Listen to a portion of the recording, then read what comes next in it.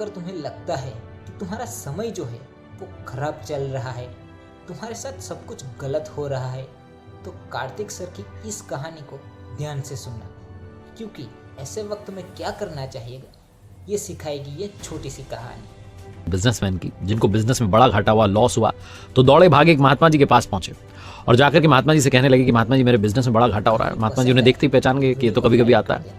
महात्मा जी कुछ बोले नहीं, वो बिजनेसमैन अपना दुख सुनाते जा रहे थे, उनकी आंखों में आंसू आ गए थे कि बड़ा घाटा हो रहा है, मैं समझ नहीं पा रहा हूँ क्या करूँ। महात्मा जी ने एक चिट्ठी ली और इनको सौंप दी कि ये चिट्ठी तुम्हारे लिए, खास तुम्हारे लिए, तुम इसको घर जाकर के पढ़ना, अकेले में पढ़ना, और इसके अंदर सारे सवालों के जवाब है।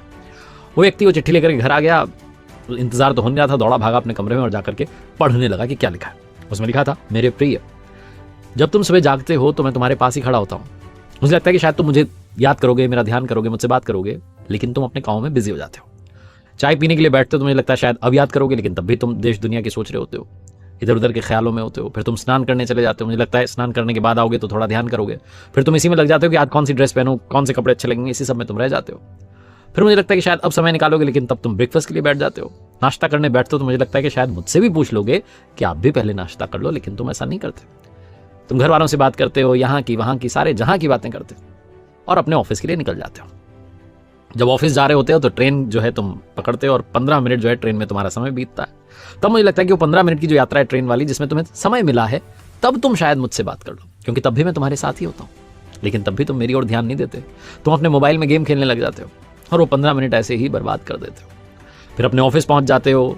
ऑफिस में मुझे पता है कि तुम बिजी रहते हो, लेकिन वहां भी तुम अपने लिए 15 मिनट और निकालते हो, जिसे तुम मी टाइम कहते हो, जिसमें सिर्फ तुम अपने लिए समय बिताते हो। लेकिन तब भी तुम अपने चैम्बर में बैठ करके, अपने कैबिन में बैठ करके बस ख्यालों में डूबे रहते हो इधर उधर के, मेरे बारे में तो सोचते ही नहीं। जब तुम ऑफिस से शाम में रवाना होते हो तो मुझे लगता है कि शायद संध्या काल में तुम्हें मेरी याद आएगी, ध्यान करोगे, क्योंकि मैं तो तुम्हारे साथ उस समय भी होता हूँ, लेकिन तब भी तुम मेरा ध्यान नहीं करते। घर आते हो तो मुझे लगता है कि शायद अब 2 मिनट 5 मिनट निकाल लोगे, लेकिन तब भी तुम बिजी रहते हो। डिनर करते हो, फैमिली के साथ टाइम स्पेंड करते हो, फिर टीवी चालू कर लेते हो और टीवी देखते देखते तुम्हें नींद आने लग जाती है। तुम आते हो अपने कमरे में, बीवी को, बच्चों को गुड नाइट बोलते हो और सोने चले जाते हो। मुझे लगता है कि सोने से पहले जो 2 मिनट नींद नहीं आती, उन विचारों में शायद तुम्हें मेरा विचार आ जाए, तुम मेरा ध्यान कर लो, मेरे बारे में सोच लो, कि पूछ लो कि कैसे हो, अपना हाल मुझे बता दो, लेकिन तब भी तुम मेरा ध्यान नहीं करते और मैं ऐसे ही प्रतीक्षा करता रह जाता हूँ। मैं तुमसे बहुत सारा प्रेम करता हूँ और प्रतीक्षा करता हूँ कि कभी तो तुम्हें मेरी याद आएगी।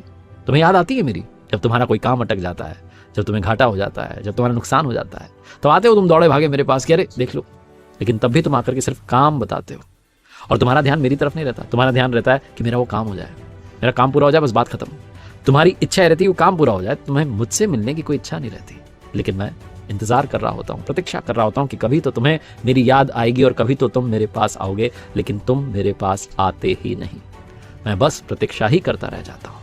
उम्मीद है कभी तो तुम्हें मेरी याद आएगी। नीचे लिखा था, तुम्हारा प्रिय भगवान, ईश्वर, या जो भी तुम जिस नाम से मुझे बुलाना चाहो।